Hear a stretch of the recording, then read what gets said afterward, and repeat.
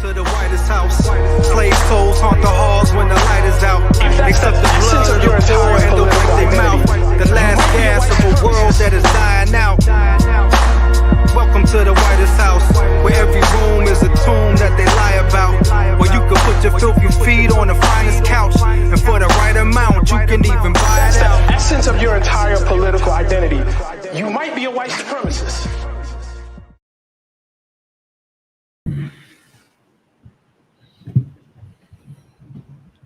What's up? Wow, I don't even know how to start, man. I'm so not used to being on the show. Welcome to this week in White Supremacy. What's up? Good to be back with the family. After you spent, we went to space. We said, "Fuck these niggas. We going to space." Yeah, y'all look like y'all in space too. We in space. Said, "Fuck it." Y'all in some different atmosphere. How was the avocado farming experience? Is that what I did? Yeah. To the avocado farm. Yeah. No, you know what I'm saying.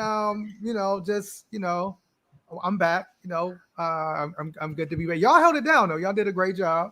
If anybody's, of course, we need to let the cat out of the bag that Treble and Jasiri have been having problems. That's why they haven't been on the scene together. The team was breaking up. It's like Joe Budden and Maul.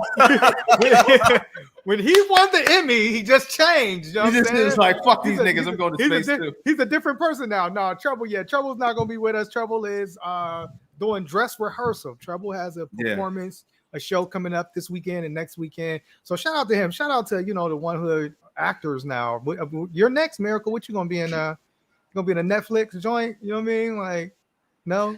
I want to be on a food show. Like, I want to be on a show where you eat food. Oh, that would be hot. And travel. That would be super hot. Okay, you're going to be the new Anthony Bourdain. All right, we got to make that happen. We got to make that happen. Well, welcome to This Week in White Supremacy. I am co-founder and CEO of One Hood, Jasiri X, and I'm joined by the twins. The one, you can go right in on the twins, man. Go.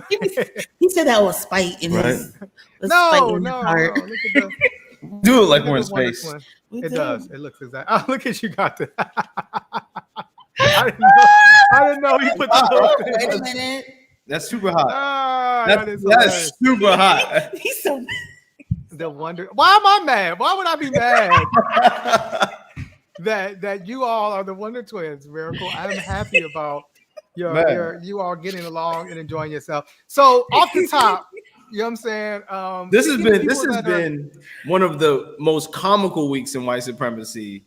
But also, I mean, it's a lot of funny stuff, but it's also a lot of serious stuff, unfortunately, that we got to get to. But it has been some comedy. I mean, obviously, a lot of, we've talked about ESPN on the show before. We had a former producer from ESPN, I think Morgan Moody. Yeah, Morgan Moody on the show. And it was interesting because, one of the things that, ESPN got called out for was, when a black woman that worked at ESPN, Jamil Hill, tweeted that Donald Trump was a white supremacist. All of a sudden, she got suspended, and then she's no longer with ESPN. She's doing many wonderful, great things. Shout out to Jamel. But, recently or this week, a ESPN black woman, well, I don't know. She doesn't refer to herself as black. She prefers to call herself mixed or biracial. Sage Steele made some comments on a podcast with former NFL player Jay Cutler. She said a bunch of crazy stuff. One of the things she talked about was Obama and his father. So if we can just play this clip of Sage Steele, and then we'll get into this conversation. There she is. There's Sage. You don't want race relations better. You just want everybody to think like you. Yeah. And real quick story. When I used to do a couple fill-ins on The View. Mm-hmm. And hilarious. I guess this was even before. This is when Obama was still president. She said, I'm going to just do it from the bedroom. Barbara Walters ripped me live TV and then afterwards too, because they were wondering, they're like, why is it so important to you to say that you're biracial? I'm like, because my mom's white, she's Irish Italian, and my dad's black, and I'm like, why not? Like, I actually I have the best of both worlds. Yeah. And I think it's a huge blessing, and why not? And she's like, well, what happens when you fill out your census? I'm like, well, I don't know when the last time I filled out my census was, but if they make you choose a race, she's like, what are you going to put? And I go, well, both. She's like, well, you can't. She goes, well, what if Barack Obama chose black and he's biracial? I'm like, well, congratulations to the president. That's his thing. I go, I think that's fascinating considering his black dad was nowhere to be found, but his white mom and grandma raised him. But hey, you do you. I'm going to do me. That makes absolutely. And then they put up a picture behind me of my parents. Sage my coming with the spice. And I was like, listen, I'm pretty sure my white mom was there when I was born. Yeah. And like, I love her. My white family loves me as much as my black family. We can pause it right now. But so, what do y'all think? I mean, here's Sage still. Go ahead. I just looked it up today. 12 years ago, I'm sorry. I made a post on Facebook. It said Sage Steele with like the heart. And this is well before all of this. And just like all of us growing up, we had a crush on Stacey Dash, and then she showed her ass on TV. Yeah, Sage Steele and Stacey Dash are like the same person. They even look the same. Pretty much. You know what I mean? And it's just person. Like, what? Like, why? Sage, like, could have just been quiet and just reported on the sports. Like, there was no, like, it was bad enough when she let Chael Sonnen touch her hair. Like, that was, you know what I mean? That was fucking corny. But I mean and she's been doing this. I mean, she's been kind of on her right wing. She wasn't supporting Kaepernick. I mean, she's been on this, but then I mean, hey, you want to be called biracial. You feel like, I mean, people are going to call you black anyway. You know what I'm saying? Like, get pulled over. The cops know you as black, like everywhere. I mean, she knows it. This is what I'm saying. Like, she's not dumb. She knows this. She knows people look at her as a black person. But if you want to, go all biracial on us, that's fine. You know what I'm saying? You have that right and authority. But to act like, that we're in some kind of world where, we can just choose. We can just choose to be biracial and mixed, and you're going to try to force this white supremacist society to go along with you. I mean, it ain't happening. I mean, Miracle, did you have any comment on Sage? No. Nothing. Now y'all know y'all say I be bullying and mean to the light-skinned people. But if you look on the screen, it's like a cookie. It's like a light-skinned cookie with dark cream. Why gotta be cream though? I mean, do you want to be something else? I mean, it's fine. Like ganache, like I could have. That was like classy. Ganache, but it's okay. I think this is why it's important to have a politic when you are dating and when you are going out here and navigating the world. There's nothing wrong with being biracial or multicultural. Part of the issue was like making a ding at his father, trying to play into stereotyping about Black men on this podcast while you're trying to push a certain conversation and perspective about Black people. I think that when you are in an interracial situation where children can be the byproduct, if you do not have a love for your partner's culture, you get people like Sage Steele who navigate through the world with the appearance of hating the fact that they are Black, hating the fact that they appear Black. What's your dad got to say about this? Remember episode 1, it depends on what type of Black person they are. Yeah. Because like if you're a self-hating Black person and you are in an and not everyone who's in an interracial relationship is self-hating, and you find someone who disparages Black people, you're gonna agree. And he may be like, yeah, you're not Black. He may tell her the same thing. So it just depends on how you were raised and the politic that you have. And because again, it's very important to make sure whoever you're partnered with that you love your children and you instill them a sense of identity. She was like, I'm multiracial because my mom's Italian and my dad is Black, and it's like, that's fine. But it's always at the expense of downplaying Blackness. Right, yeah. Like she almost gets offended that people think she's just Black. Right. And that's as if that's bad. Yeah, right, exactly. Like that's ghetto. Like to be just Black is ghetto. Like, no, I'm not just Black. My mom's Irish It's like Italian. when people be like, I'm not Black, I'm Cape Verdean, or I'm not Black, I'm Creole. Yeah. It's like, okay. It's like, it's interesting when you talk about like, because like I was like raised the opposite way, you know, like my mother was lighter than me. My mother had straight hair, but my mother was like, we're Black mixed with Black. Like my mother was not having that. And obviously named me Jasiri Arande, like gave me an African name. So I think it's about like, just like you said, like what is that? What's funny about that? Why are you laughing at my story, Miracle? I don't know. Did you get Comes back with an avocado farm wants to fight me. I didn't do nothing. No. I just it sounded like you. But I'm just saying, like, and I know that I guess Netflix is doing the story of Colin Kaepernick's life shortly, who was raised by a white family, but supposedly they worked to make sure that he had some type of cultural understanding and identity.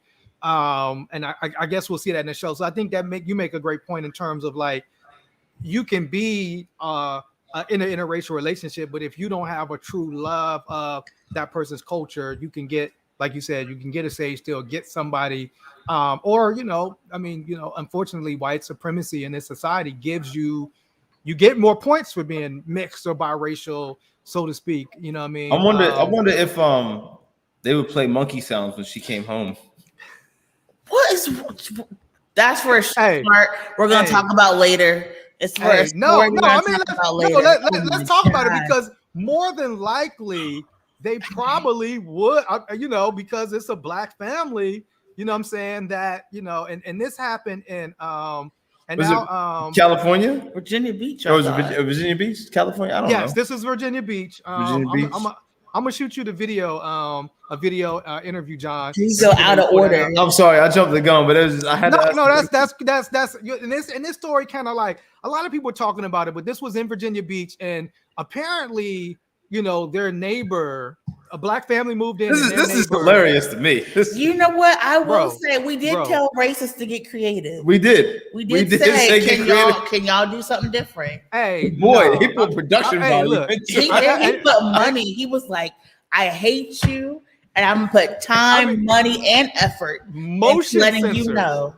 This man installed motion sensors that trigger cameras and lights as soon as they come home. This is so funny. The audio plays monkey noises, and basically the person has been using the N-word, saying the N-word to this family. And so this is that thing of like, you know, when people try to act like, oh, it's 2021, racism doesn't exist. There's no racism. Like everybody's cool, everybody's friends. Well, this is what happens when a Black woman just moves next to somebody like this part. Let's hear what she has. I gotta see, because I haven't seen the video. The new life, only to find yourself subjected to nonstop harassment from your new neighbor. Remember That's what a Black family in Virginia Beach has been living with. They describe an escalating campaign of racial slurs, loud music, and monkey noises. He's just like, I can't believe I'm reading this.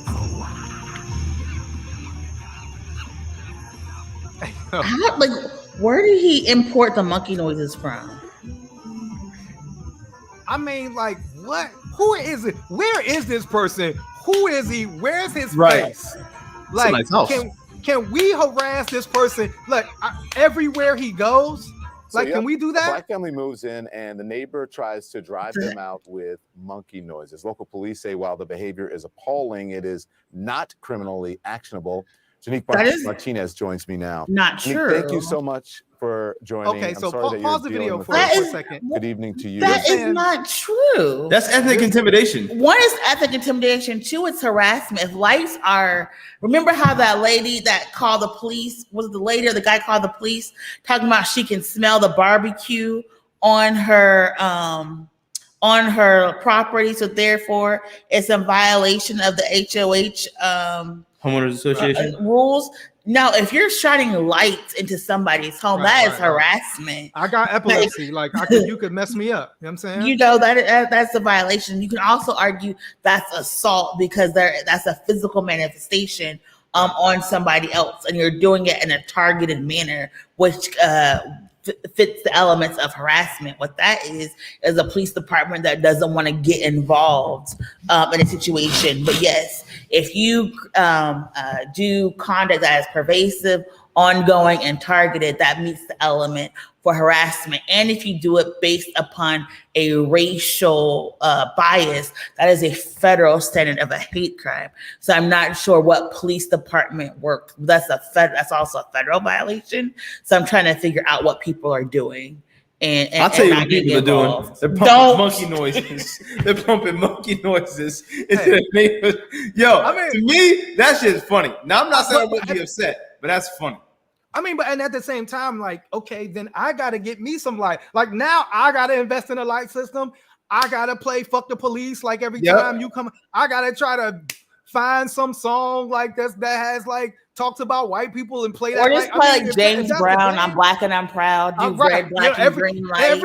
That's what I'm saying. Like every time you come in, I gotta do my thing. You know what I'm saying? But this is the type of, and I was we did our conversation around mental health, and one of the things that one of the mental health people said on the panel was like the continuing microaggressions against Black people are actually more damaging to our mental health than like one incident, like one traumatic incident, but it's actually the constant. So now every time you come home, every time, like when you drive on your block, you know that you got to be subjected to this type of stuff. Right, and it's like, so to me, I want to know who this guy is. I want to know what he looks like. I want to see his face. And every time he will be anywhere, you know what I'm saying? We need a campaign to harass this dude. You know what I'm saying? I don't know. Is that illegal, Miracle, what I just said? Is that? I didn't hear what he had said. So you wasn't paying attention. No, I didn't hear. I was not aware. I did not recall. It's like that. That man is in New Jersey that got outed after he said, "Come to my house." Like we need that type of energy. Come to this nigga house, man. 100. Come to that nigga house, bro. We need Virginia Beach Black people to show up at that man's door. Oh, you want to play monkey noise? Well, guess what? We all heard him. Yeah. Where are the cues all here? Like where? You know with white women. What's his name? Did you say where Ice Cube's at? Is that what you said? I said the cues. Oh, the cue. Hey, bro. You know what? I quit. So I resign. Yes. So definitely we send in love to that Black family, and just to show like this is what a lot of times Black people have to go through, and just to live. You know what I'm saying? Just to live. I'm going through. I mean, it's like my neighborhood is changing. This is what happens, and so definitely shout out to that family. I guess we can. I mean, obviously this has been the Pittsburgh situation because we had sister was DJ Felicia out in Penn Hills. Her neighbor was 100%. Doing the same thing and calling the police. I think it was Mr. Church. I think his name was Mr. Church. He was a veteran. Church, mm-hmm. The neighbor was doing the same thing, and that neighbor ended up having to move because he ended up committing crimes. But it's just the idea that like Black people are told to pull yourself up by your bootstraps, yada yada yada. Work hard, the American dream. And you attain the American dream, and then you're met with people who literally are physically preventing you from enjoying the fruits of your labor. Right. It just goes to show you how frozen yogurt. The fruits of your labor. Oh, sorry, you said frozen yogurt. You know what? And no, I mean, that's an excellent point, Miracle. Go ahead. You're done. Well, you had to mute from that, Miracle. We couldn't hear that. You had to hit the mute button. Okay, you're still muted, Miracle. I don't know what happened. I just see your lips. I had to get my co-host together. He does for a moment. So we have to be professional. So, speaking of Miracle, I think you gave us a great segue. Speaking of becoming successful and enjoying the fruits of our labor, one of our most successful actors now, Miracle, is under attack by white women, and I don't know what happened. I don't know if a text went out, a group text went out to white women. We're going out to Denzel today. at the secret people meetings. I don't get it. Like I wonder if they just like, spin the bottle and just had like a whole bunch of black actors' names and it landed on Denzel. Finally, we're gonna get it. So for those that don't know what happened, apparently it started with a woman who's on the show Grey's Anatomy. Admittedly, I don't watch Grey's Anatomy. I don't know if you watch Grey's Anatomy, Miracle. No. And so I don't know this woman, Eileen Pompano. I don't know if I'm pronouncing her name right. Probably not. But Denzel directed an episode Pompeo. What's her name? It's Ellen Pompeo. Ellen Pompeo. What apparently Denzel directed an episode of Grey's Anatomy, and in his directorship, you direct actors. You actually tell actors like that's what you do. Apparently, Ellen had a problem with that and told this story about how she cursed Denzel out and he cursed her out, and they was going back at it. And she told Denzel, "This is my MFing show." Yo. And she thought that was something. I don't know what she thought the response was going to be. But Lord, this is what Denzel from Mount Vernon at the end of the day. Like, you're not just going to cuss Denzel out. Like, you get me? Black women rose up as a sea of Denzel protectors. You don't come for Beyonce and you don't come for Denzel. It made no sense. Ellen is going to be talking about Denzel anytime soon. Go ahead. But Miracle. The fact is, like, Denzel was so traumatized from this encounter. He has never directed cable television since. But this idea that like you're invited onto a show, you're on a set and you're directing actors and they decide to improvise all of a sudden, and the actor is like yelling and screaming at you, and then goes and yells and screams at your wife or talks very passionately to your wife about how you're doing your job makes absolutely no sense. But for me, I don't understand why the story is even being told. And again, a lot of things Caucasian people tell on themselves, and I don't understand like who does their media training, who does their rehearsal, because the way you read the story, it makes absolutely no sense. Like, he wasn't yelling at her, he wasn't abusive, he like literally she could have just been like, cut.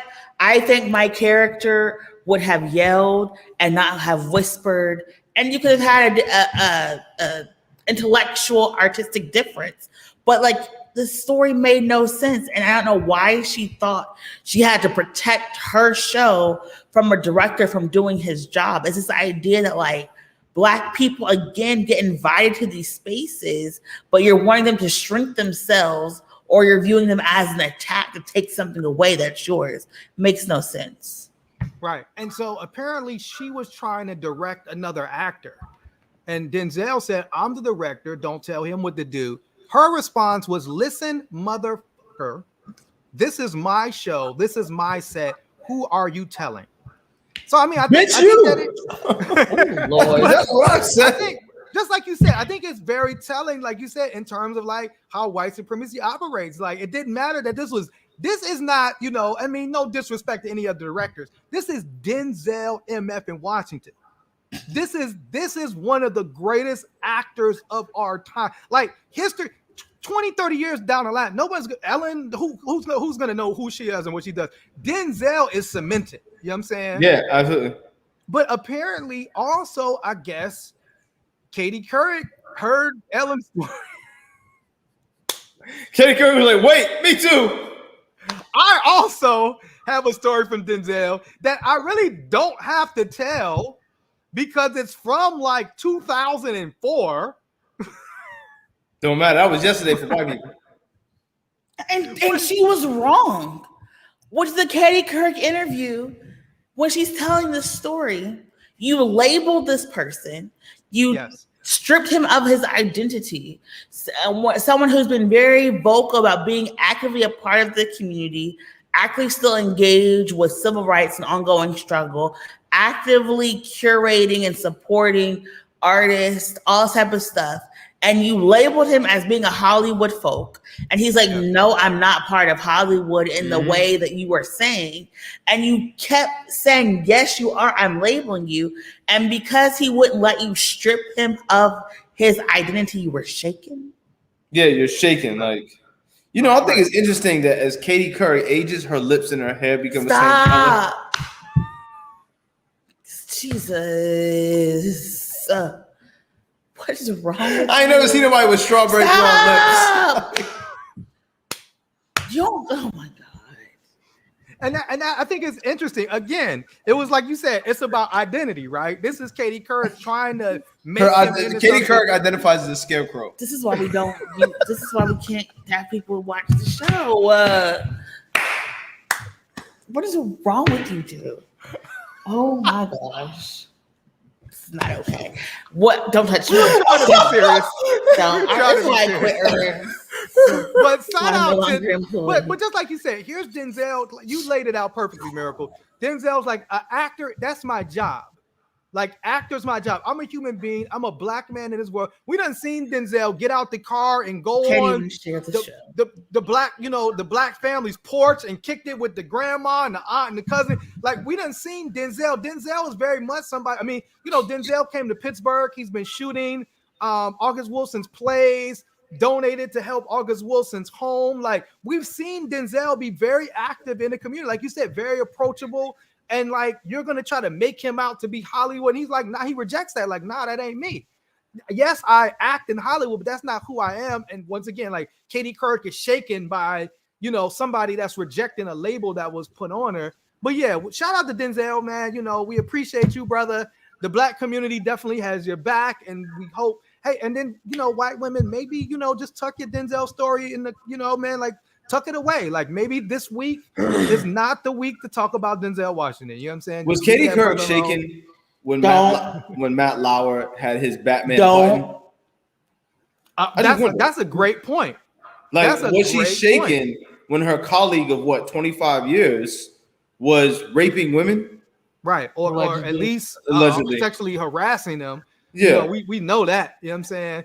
So, I mean, I think that's a, you know, again, those are all great points. Yeah, that's what I'm saying. The Batman button. Yeah. You know, apparently not, because that didn't shake her spirit. Yeah, that didn't shake her spirit. Yeah, that didn't shake her spirit. Well, I guess, I mean, let's stay on, you know, thin-lipped white women. I mean, I guess we can stay on that topic. Because the governor, when we get these emails tomorrow, Alabama, tomorrow. The governor of Alabama, you know, Kay Ivey, you know, and you know, so these different, you know, states got money for COVID-19, and Alabama is a state that, you know, is one of these states that people aren't getting vaccinated. Right. People are dying of the COVID vaccine. If you look at the numbers, when you get into the more rural areas, those folks are dying more than other areas. The areas that people supported Trump more, they're dying of COVID-19. So this is one of those places, Alabama, that, you know, the emergency rooms are filled up. And so what she decided to do with her COVID-19 money was build prisons. Like, and I don't know what that would do to stop the spread of COVID-19. But it says that she signed an infrastructure bill to build 2 supersized prisons, and that's how they're going to use their COVID relief funds. Comments? Ain't white supremacy grand? I mean, like, to build prisons with COVID money while your constituents, who probably all related anywhere, dying. What is wrong? Is it the studio? What's wrong? Is it space? Is it because you're in space? You feel like nobody can touch you? Or did you watch Chappelle's special and you just said, I'm gonna go all out? I'm just on one today, man. I'm just funny today. But like, no, seriously, Mitch McConnell, I remember you were telling me this the other day, that Mitch McConnell and a lot of these other elected officials were taking money out of their own campaigns to put out advertisements to say, hey, listen, my demographic needs to get vaccinated because they're dying, right?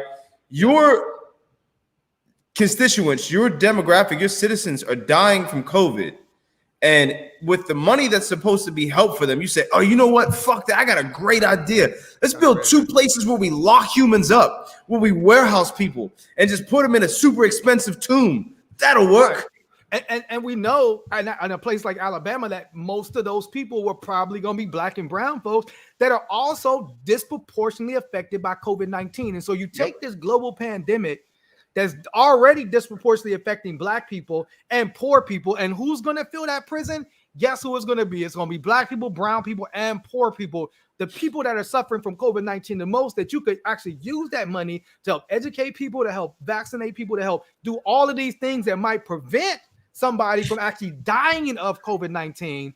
But you decide to build a prison, and guess what happens in prison? COVID-19 spreads a lot faster because you are all collectively together, and you know all of that other stuff. Any comment on this, Miracle? Do you have anything to say? Just foolishness. It just, but then again, this is a failure on Congress, and it's kind of funny because like all Congress had to do was say COVID dollars are for COVID-related situations. Very simple. To help people during COVID. Simple solutions for simple problems. A requirement. They're like, we just let the states do what they want. And the reason why states' rights and states get to decide what they want to do with federal money goes back to the GI Bill and the argument over Black people becoming uppity if they got GI benefits. So the compromise was that when federal dollars get to come down, states get to determine how they spend the money. So white supremacy is just everywhere. And that's the reason why these dumbass prisons get to get built in the middle of a pandemic where people are being evicted, where people are dying, and where people's hospitals are getting overrun. So they're having to be flown out to local hospitals all around the country. And it's absolutely ridiculous. And we're going to see how devastating this is in the next 2 to 3 years. And all these people keep dying and being put into prison for crimes they probably didn't even commit, knowing it's Alabama. But at last, here we are. Forrest Gump is from Alabama. I mean, there's good people in Alabama. It's just 100%. that you know, like Georgia, like the South, Alabama is one of these voter suppression areas. 100%. Birmingham's actually Pittsburgh's sister city. I don't know if y'all knew that, but what's that? What does that mean? I don't know. It's like it's Birmingham. It was a lot of steel being built in Birmingham as well as Pittsburgh. So like after Pittsburgh, Birmingham. So apparently they became sister cities. But anyway, so moving on. You know, we have a situation where, and I don't know if this is, I guess this is maybe a blow to white supremacy. I don't know how this works, but apparently the FBI raided the police. This is fascinating. Bad means evil, right? The FBI raided the headquarters and home of a guy named Ed Mullins. Didn't he resign? Who resigned? Yeah, he resigned. You know, who was the head of the 5th biggest police union in the country, the Sergeants Benevolent Association. He's somebody that has made a number of white supremacist and racist comments. So now, and we don't know why, we don't know what happened, but we do know that, you know, they ran up into his house and office, and that, you know, I guess charges will be forthcoming. You know, when they say when the rabbit has the gun now, huh? All them blacks is criminals and protesters criminals and throw the book at them. I bet you want some leniency now, don't you, Ed? I bet, yeah. I bet, you know, what I don't understand about this, maybe I do, I don't know. But like, police that snitch on police try to get us to snitch on each other. And they do the most insidious shit. And just like you said, when the rabbit has the gun, like what type of time is he looking at? We don't know what don't drop the soap, we nigga. Don't even know. We don't even know what he's charged with. You know, when police are arrested and put it, you know, they're put in special things. But just like you said, like here, you know, like and this isn't, you know, this is the thing, like it's really, you know, what they call propaganda. It's this idea, like we have this view of police similar to how we have these view of soldiers, and it's like because of what they do, because they do something of service, it's like all of a sudden like their sins can be absolved. But like police lie, police commit crimes. A lot of unfortunately police officers have a super high a percentage of abusers, like domestic abusers, like and same thing, like soldiers, like also do similar stuff. You know what I'm saying? When you look at what happened on January 6th, like a lot of those people were former military and former police. You know what I'm saying? Them being in the military and active police, right, did not stop them from running up and actually committing a real crime. And so, and we say this to say, like, you know, we've been hearing all of these things around fentanyl and the fentanyl deaths, and it was like, how is fentanyl getting on the streets? You know how? Apparently, because of the police department in Columbus, because 2 Columbus police officers are charged with distributing like 7 kilograms of fentanyl. Y'all niggas move that dope. And basically, they were trying to recruit a confidential informant to distribute their fentanyl for them, and actually said, like, we can help you from being prosecuted by other police agencies. And so thankfully these police officers were caught. But this is the thing, like, you know, the sad part is, or the deep part is, they probably will not get the amount of time that a regular, can you tell us why, Miracle? Is this like, because I believe that a police officer should be held to a higher standard. To give more time. That if you're somebody that, like, I don't know if police swear on Bibles. I don't know what they do when they become police officers. But if you're somebody that agrees to, like, uphold the law, and then you in turn break it because you understood and knew the law and supposedly supposed to enforce the law, shouldn't you get more, like, a harsher penalty, Miracle? I mean, I know the good book said too much is given, much is required. However, when the system of white supremacy, it's like, if these officers, like, we could keep you from being prosecuted, that means they know other crooked people, right? They know other people in the system. And a lot of these officers get sweetheart deals and sweetheart placements because they are being rewarded for not snitching on other folks. And so that's why they're not going to get the maximum amount of time, right? We know that there are people who are corrupt in all areas of law enforcement. And so in order to, like, keep this cycle going and keep people to believe that the laws are just and upright, these officers will always get sweetheart deals. And it's kind of funny. It's not funny, but if you ever notice that when officers get, like, long periods of a sentence, the trials are these long dramatic situations, whereas if it's the everyday person, they will sentence you in like 3 minutes and keep it moving. Like, sir, we found you guilty. We're giving you life in prison. Next person. With all what did Tupac say? Like in a couple minutes, you know, that you get. And but these officers probably won't. You, for fentanyl, it's supposed to be federal. So they're not even supposed to be facing, as officers, they're supposed to be facing federal time. They're supposed to get, you know, the whole entire drug conspiracy. They're supposed to, you know, get special sentencing, enhanced guidelines for violating. They're just not going to. There's, you know, we think about people in getting 20, 30 years in life for marijuana. That's what these cops are. They're not going to. 30 years of life for weed. That's wild, man. Mm-hmm. No, and it's deep. So supposedly that they say, right. So it is supposed to be federal. According to this article, they said that there are federal prosecutors now involved that's going to make their case. And I agree with you 100% that, you know, it should be whatever those maximum charges should be, you know, are given. They should be given. So we'll see. I mean, we'll watch this case. And we'll find out, but it does seem like, you know, we just you know, it was a thing that came out yesterday where there were 2 white men in Flint, Michigan that actually shot at a police helicopter. That's some Grand Theft Auto 5 shit right there. 1000%. Like, that's like, and you know what happens in Grand Theft Auto? You get all the 5 stars. Yes. The military comes after you. All the police come after you, and you probably end up dying. But these niggas got the fuck away with it. Don't call them niggas, because then see them giving them a black card. Yes, they were. And then look. Not only, and then we're charged. So tell me, explain this to me, Mary. Don't be giving people invites to the cookout. Invites to the cookout. The unseasoned macaroni and cheese. Put raisins in potato salad. Explain. I bet you Katie Couric like raisins and potato salad.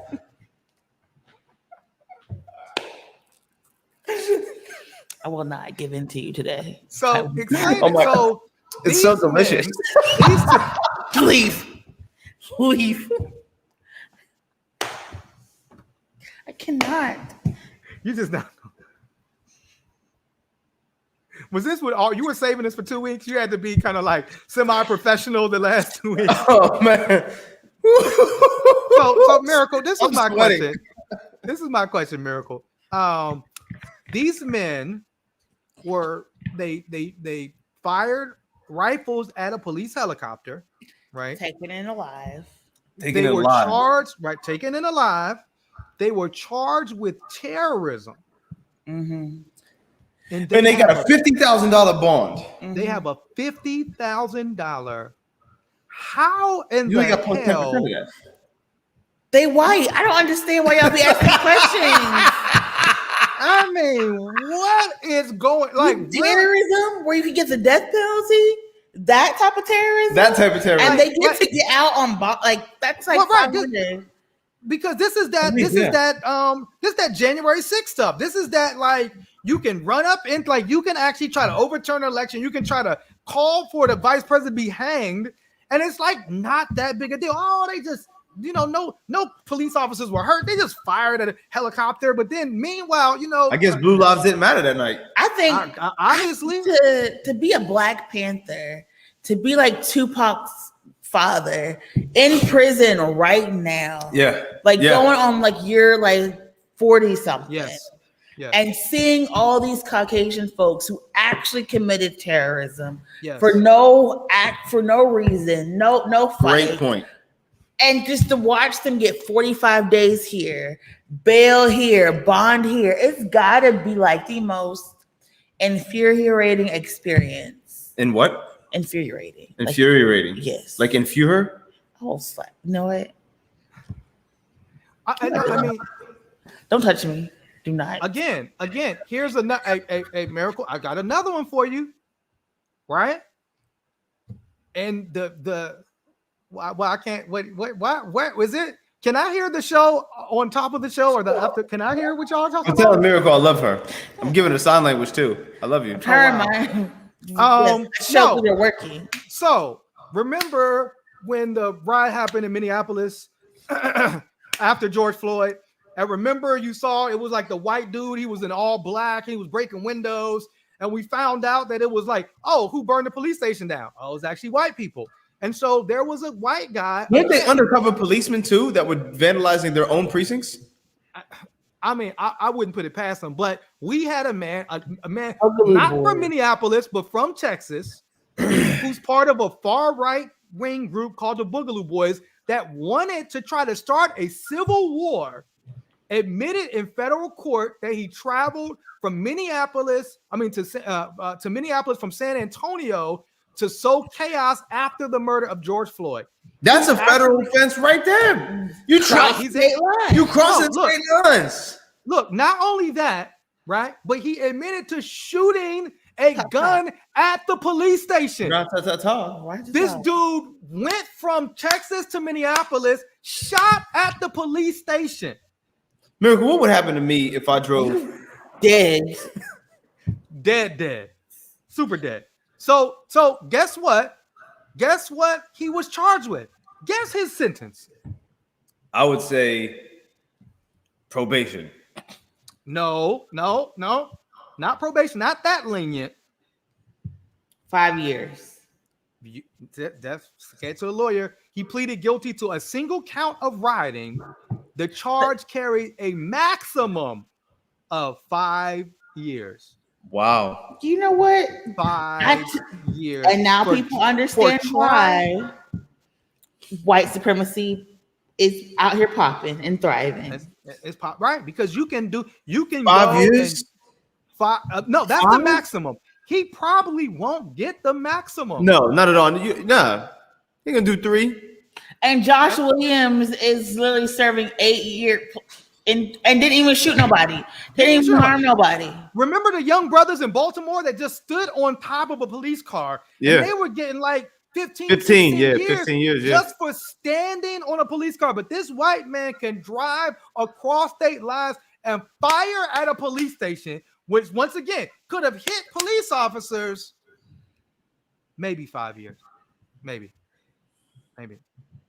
So, I kind of don't. I mean, it's more white supremacy that we can get to. I kind of, I don't know if y'all want to talk about more of this stuff happening. You know what I'm saying? What stuff? I mean, you had the white man that shot the black guy for talking to his girlfriend. You had that, and then initially wasn't arrested. Initially. I mean, you could talk about that. You know what I'm saying? Apparently, they said that his girlfriend actually sent the video in. There's video. I'm not watching it. I can't watch any of these videos. No. And they thought that the video would exonerate them. So he's been charged with this a black man's murder. You know what I'm saying? But it's that thing of like, you can't even go to the, you go to the bar, you're around. Ah, man. Yeah. But the idea of black men being a threat that goes to the top of our segment with like Ellen and Katie, this idea that black men just talking, black men just existing, black men just speaking somehow creates this threat that people feel like they must react. They must be shaken. They must yell and scream. And they must somehow pick out a gun and kill them just for the simple fact that a black man spoke up.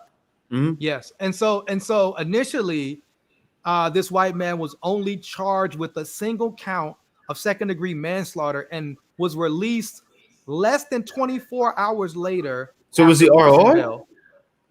After posting bail. So posting bail. Yeah. However, they're saying now new charges have put him back behind bars, and there's no. But then once again, we gotta like kick up dust. We gotta go down there and protest. We gotta do all of this just to even get this man charged with what he's supposed to be charged for, let alone who knows if he's going to be convicted, who knows if he's going to get, if he is convicted, what type of time that he gets. And just like you said, it all goes back to these black people are threats.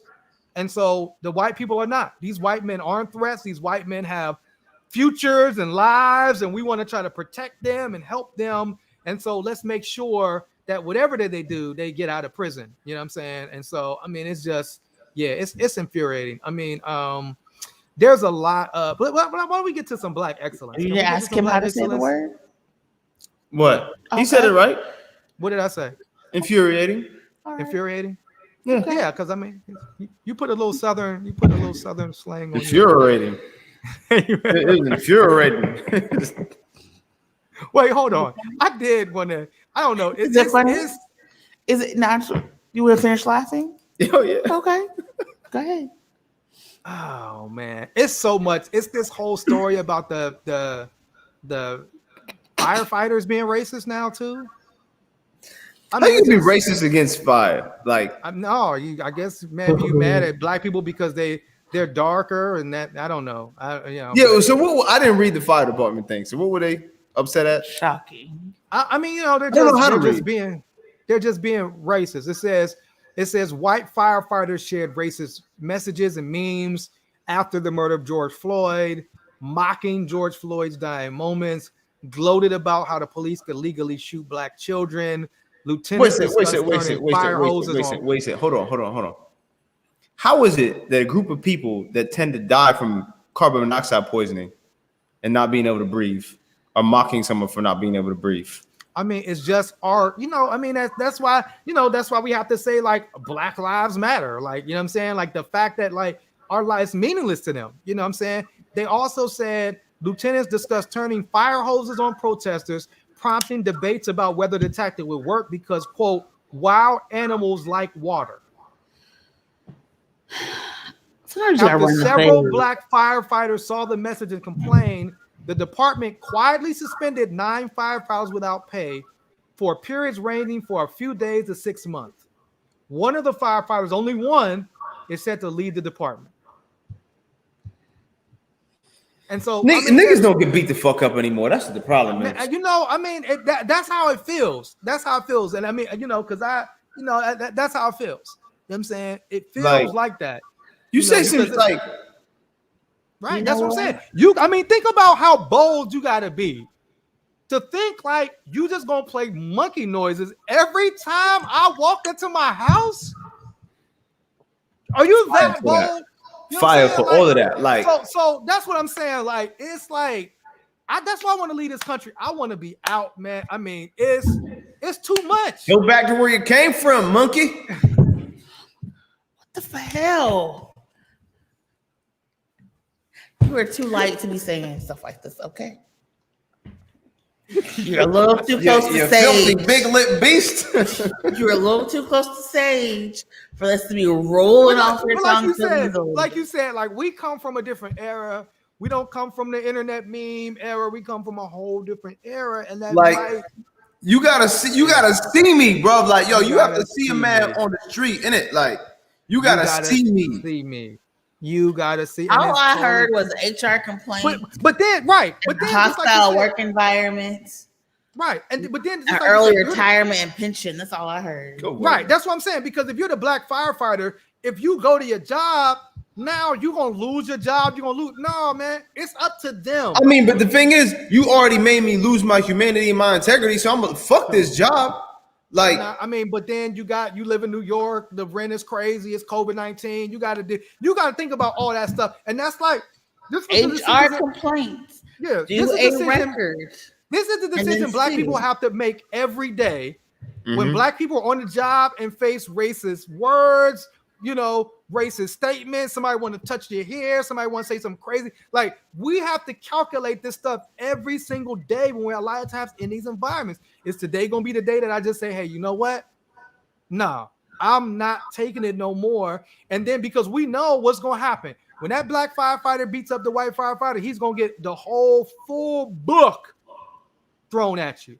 That's true. The whole full book. And so that's the thing. That's the calculation that we have to decide. Like Miracle said, like, look, but I'm going to give you a couple months suspension. No, that ain't good enough. Y'all going to have to come up with some bread for me and all these black firefighters that had to listen and witness this BS, man. But, that's America, man. So hopefully, man, if there's somebody watching that was like, oh, racism don't exist. There's no racism no more. Oh, everybody. No. If racism didn't exist, man, we wouldn't be able to do this show every week proving it does.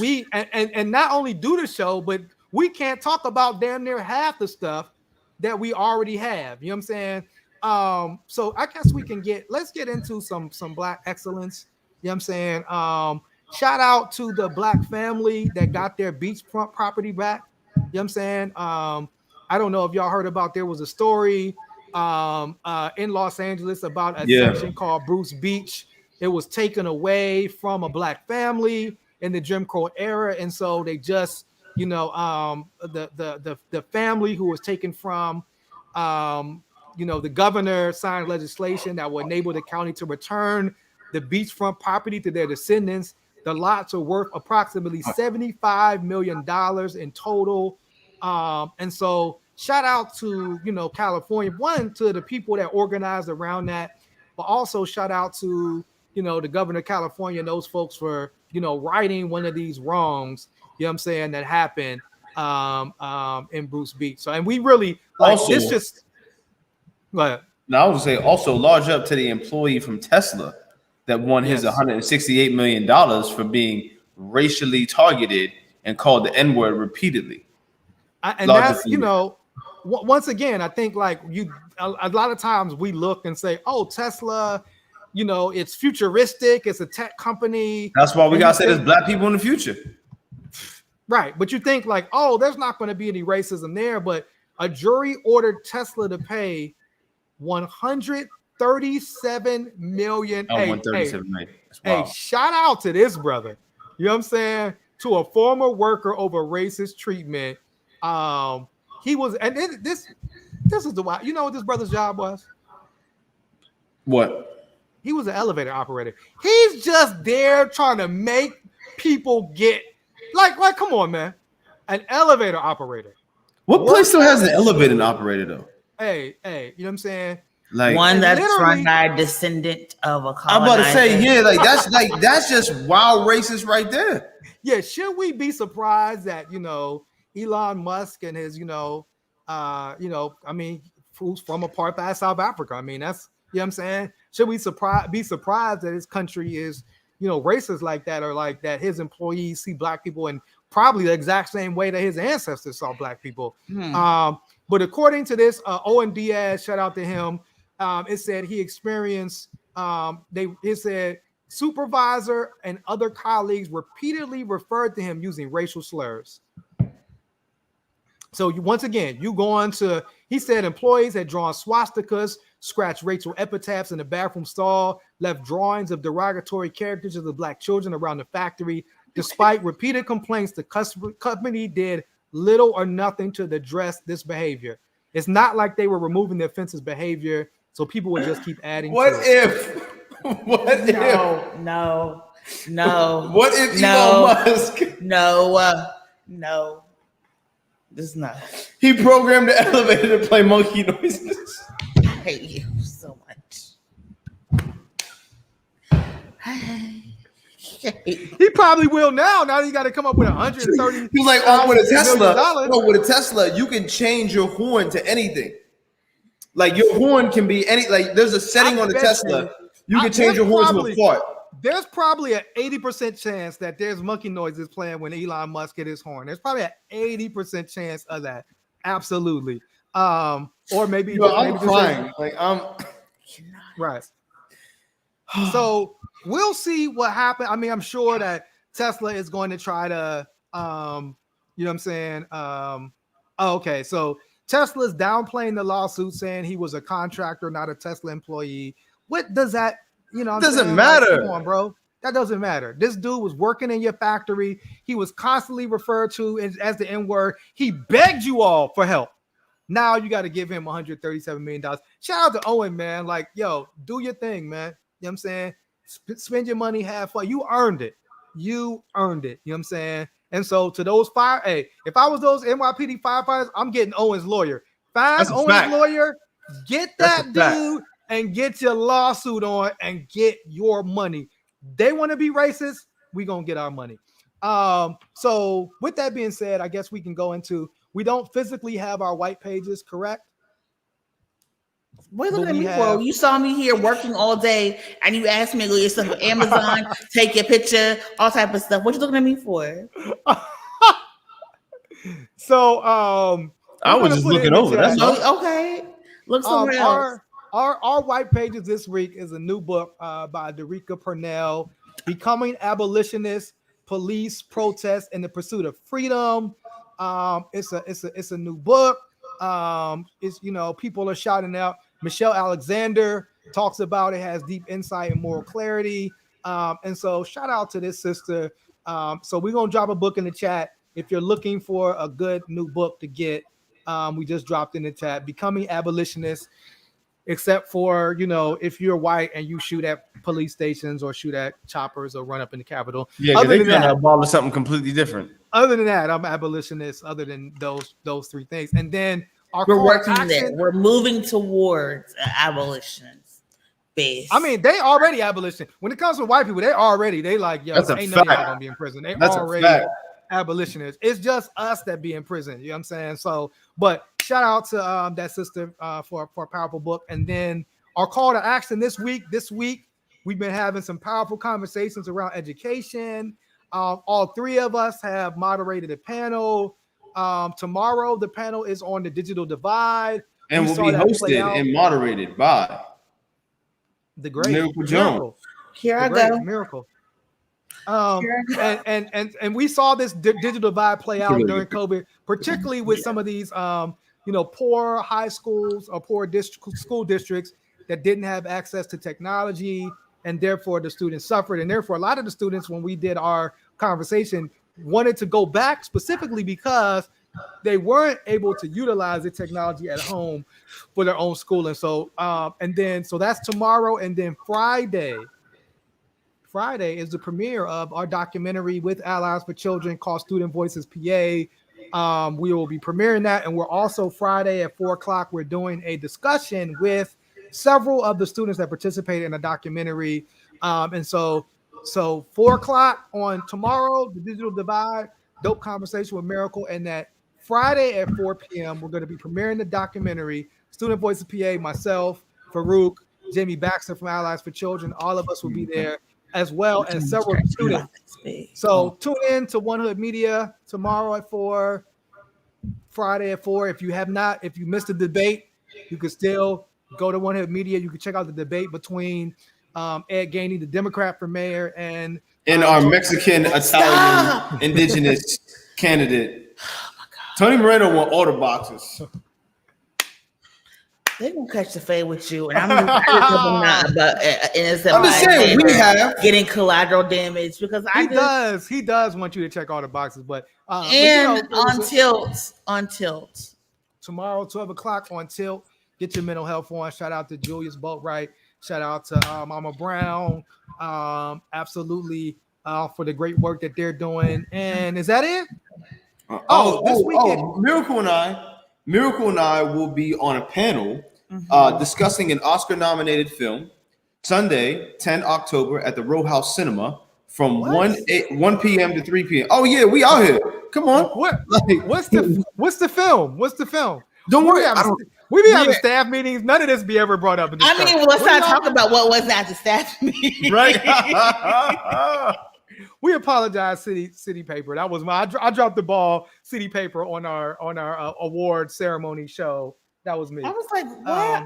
I was like, why am I seeing all these pictures on my timeline? Yeah, I was like, well, we're not in so Sunday, Miracle and I will be on a panel discussing an Oscar-nominated. What's the film? What's the film? Keep talking. Oh man, the Pittsburgh Palestinian Association is presenting this film from a Palestinian director. Got you. Shout out. It's called The Present. The Present. It is about and again, we are an organization that does have a particular politic when it comes to abolition and liberation for people of the global majority. And so I was invited, to talk about, Black Palestinian solidarity. Farouk basically said, no, you can't talk about anything in this area without inviting me. Right. So invited himself, I actually told him I was coming. I just said, no, I'm coming. You cannot have this event without me. And that was it. And they said, oh, you know what? You're right. And I said, yes. Speaking of, please don't invite me to events if you just want my male colleagues to show up, because I'm just going to start saying no. Just ask them directly. We all have the similar email addresses. Just reach out to them. I will admit it is disrespectful. Like, Yes, don't do that. Yeah, come on. Like, it's whack. Like, if you really want to talk to Jasiri or I, like, one, no. But two, I'm just saying, because Celeste will kill you. But, let's just please keep it professional in our emails, please. Like, this show is where we can let our hair down and everything. But, with the email channels, just keep it professional, please. And DMs and social media. Thank you. And then also, I'm about to drop this link because this weekend and next weekend, our very own Emmy Award-winning lead teaching artist, Treble NLS, is making his acting debut in, I think it's Collapsia. I think that's how you pronounce it. Collapsia, the musical. It's at New Hasley Theater. How you pronounce that correctly, but you can't pronounce Keurig? Man, I don't know, man. What was I calling it? Keurig? The Krug. The Krug. I was calling it the Krug. Yes, that was. Collapsia, the musical. Get your tickets. Shout out to Treble. Keep getting higher and growing and all of the great stuff that you're doing. I think that's it, man. Any closing remarks? We had 3 acting debuts by One Hood this year. We had Alasia in the Chair on Netflix. Yes. Me in The Rivers Don't Know, an off-Broadway production, and Treble. Wow, yes. Treble in his musical debut on Collapsia. I'm the one that can't pronounce shit. And I know Chrissy's been in a lot of stuff, but shout out to Chrissy because Chrissy was in The Chair too. Oh, okay, I didn't know that. Shout out to Chrissy. Yeah, Chrissy's in the scene with Alasia too. So, anything else? Are we good? Farouk, you good? I'm good. All right, so we will see you all next week. This has been This Week of White Supremacy. It was good to be back, man. You know what I'm saying? It's good to kick it with the twins. Maybe you all will return from space, and only if you bring us some of the avocados that you've been harvesting. Hold on, did you bring us anything back from your trip? I mean, I brought you back love and kindness and support. You know what I'm saying? Not a nice t-shirt, not a flyer, not a. Yo, is that Un's t-shirt? I don't think so. I think this is. I mean, it might be. I don't know. It's Unlearned. It's something I got. You know what I'm saying? Shout out to them. I got like 3 or 4 Unlearned shirts. So yeah. So we'll see y'all next week. Peace, love, one hood, y'all. Peace, love, and chicken grease. Welcome to the whitest house. Slave souls haunt the halls when the light is out. They suck the blood of the poor and to wipe their mouth. The last gas of a world that is dying out. Welcome to the whitest house, where every room is a tomb that they lie about. Where you can put your filthy feet on the finest couch, and for the right amount, you can even